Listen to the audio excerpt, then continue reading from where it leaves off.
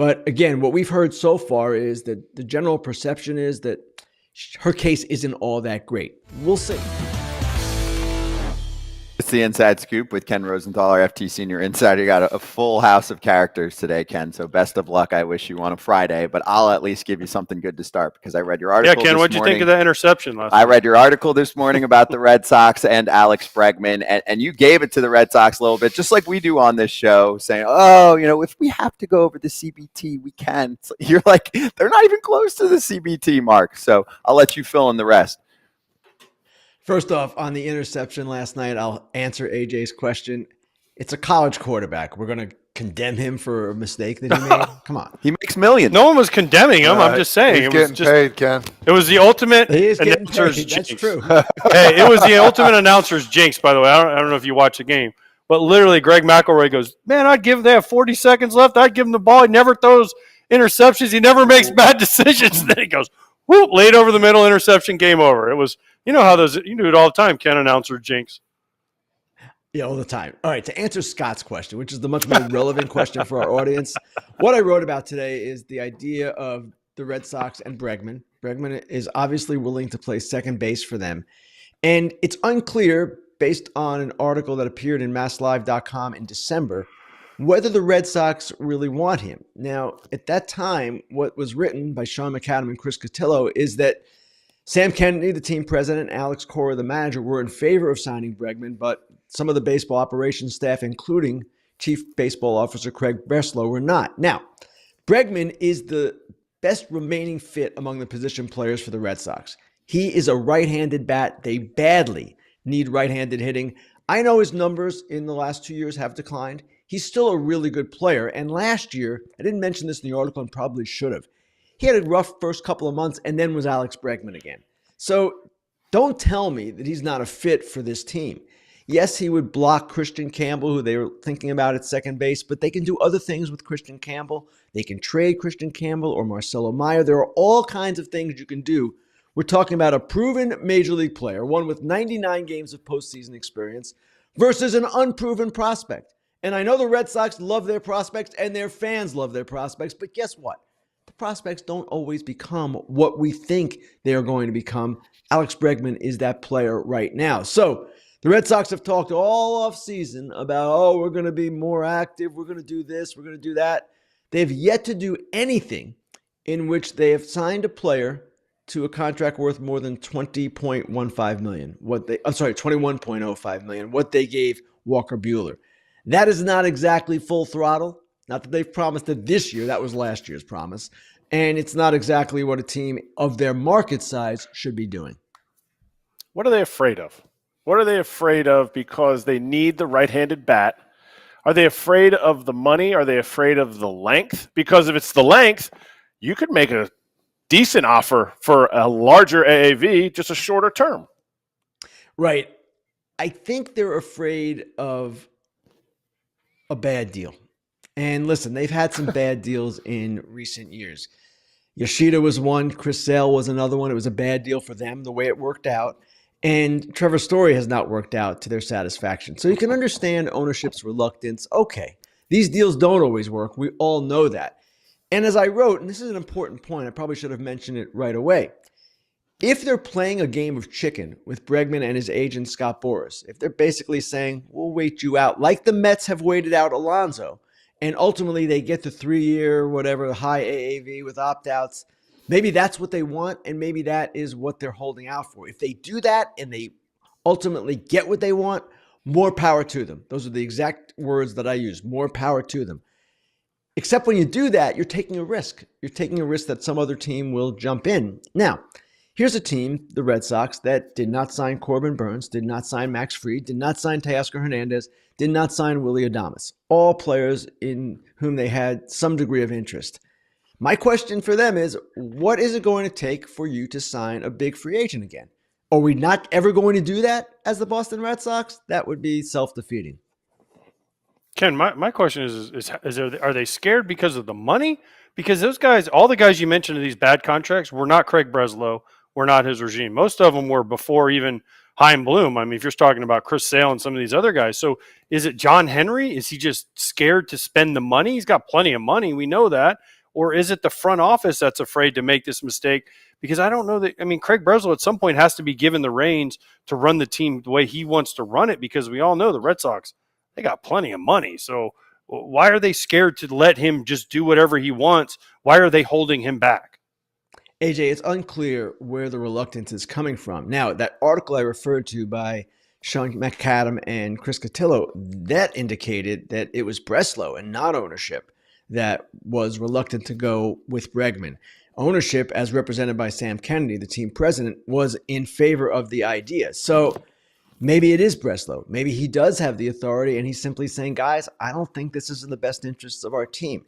And you know what? Maybe he'll be proven right. But with the options available to them in a weak American League, let's face it, we know this league is not at the same level right now as the National League. You have a chance as the Boston Red Sox to do some things. Why not take a shot, and why not try to do some things rather than wait and wait and wait for these prospects to come up? And maybe they're good, maybe they're not so good, maybe they're in between. Bregman, again, is maybe not the player he was 3 years ago, but he's much, much more of a sure thing. Ken, we're talking about Breslow here. He's a former player, former teammate of mine. Did you guys play with him? I did. Yep. So I played with him on the Red Sox. And my thing is most former players that we see be GMs or president of baseball ops, they want to spend. They want the players to get money. They want to bring in the good players. So it's hard for me to imagine that you just said maybe this is Craig Breslow.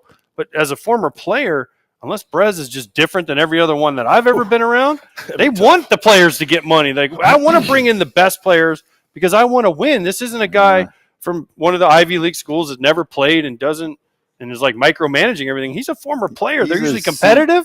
And they want to win, and they want the best players. But he's Chris Young. Now. We had Chris Young yesterday. But they're suits now. They're quarters guys. Chris Young is on the show yesterday, and you definitely got that sense from him. That's his approach. Breslow might have a different approach. And AJ, I get what you're saying, but Breslow also has significant front office experience with the Cubs. He is, I don't want to use the word indoctrinated, but he's certainly familiar with the way the game is run now.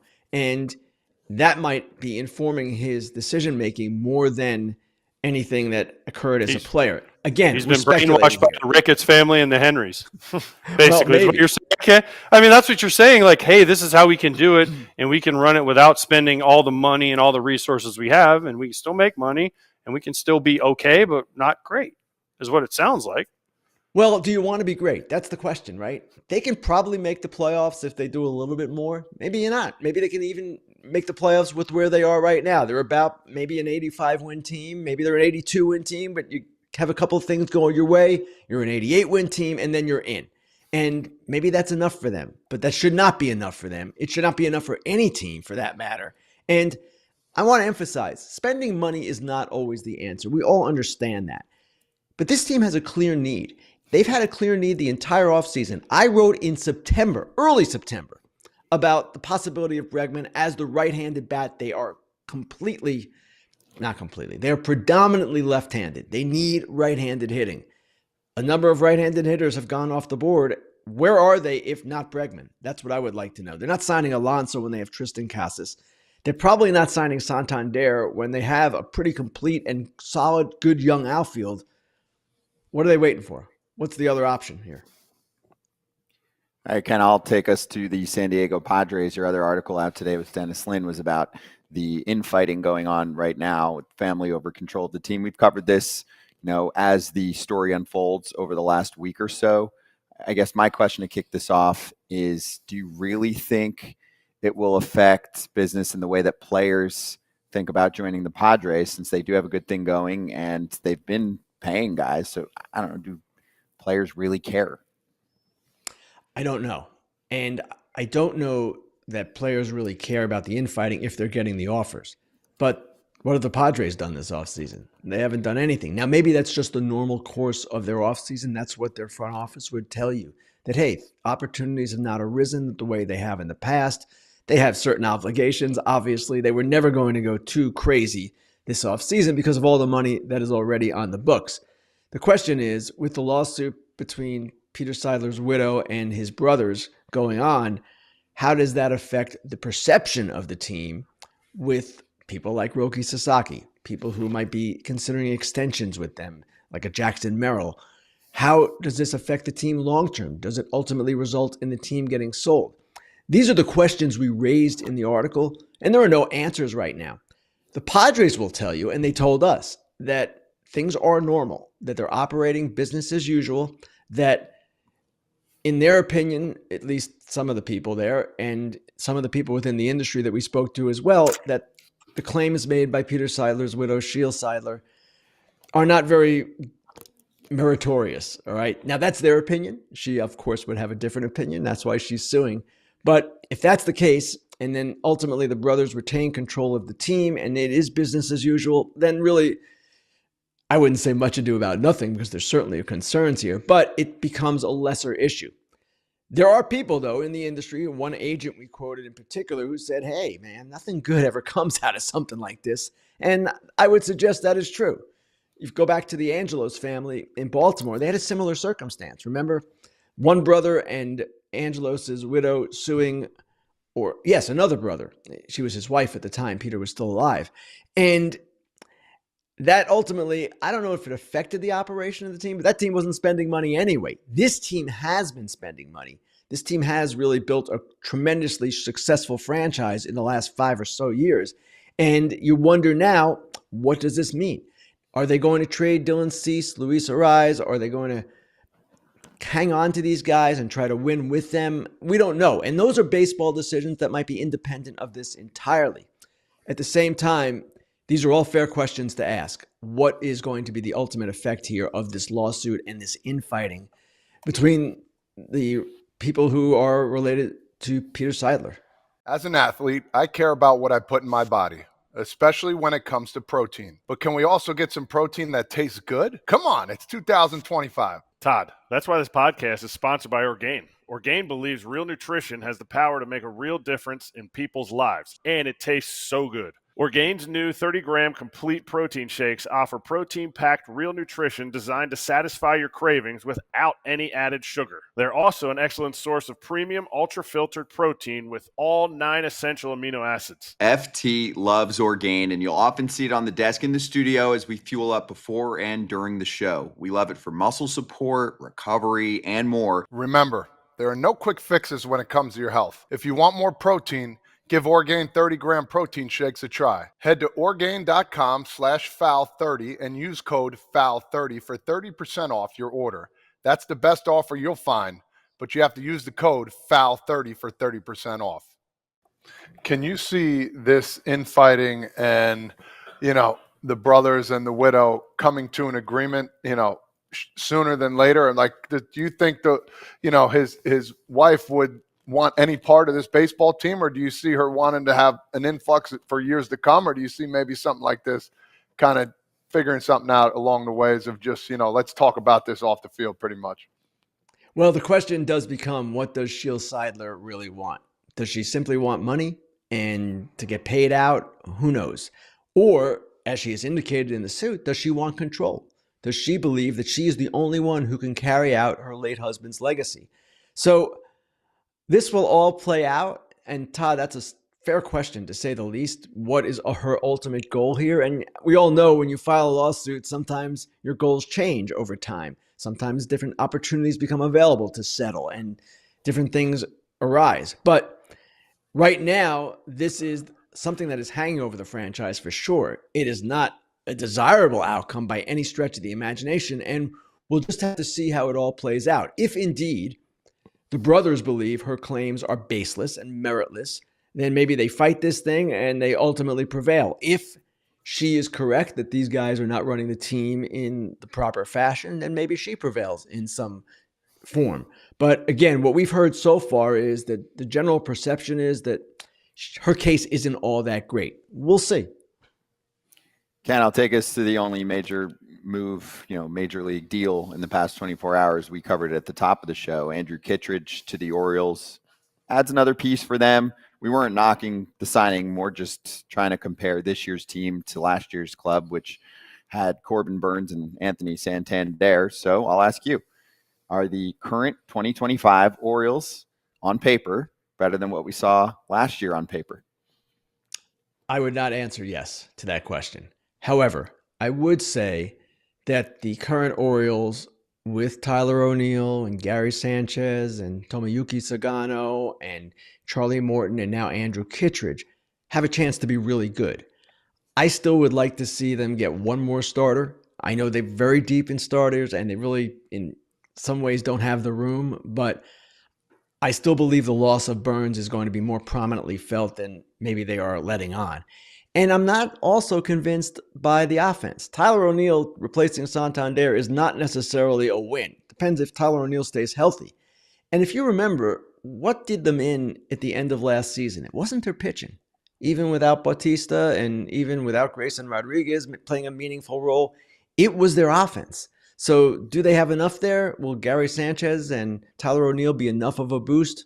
I'm not sure. And that is one concern I have with them.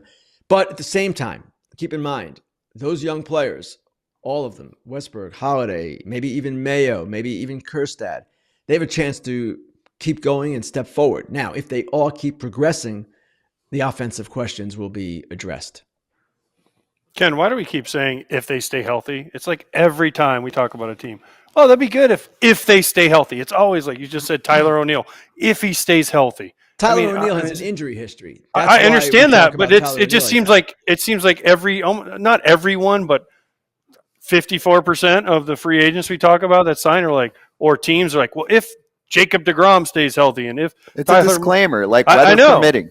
I know it's just crazy that it's always like if they stay healthy. It's true. You got to AJ, with guys who have injury histories, you do apply that qualifier. With Jacob deGrom, you apply that qualifier. If he stays healthy, he's going to be one of the best pitchers. He hasn't been all that healthy in recent years. So that's why I mentioned that with regard to O'Neill. I'm not saying that with regard even to Gary Sanchez or even Charlie Morton at 41. They've been relatively healthy.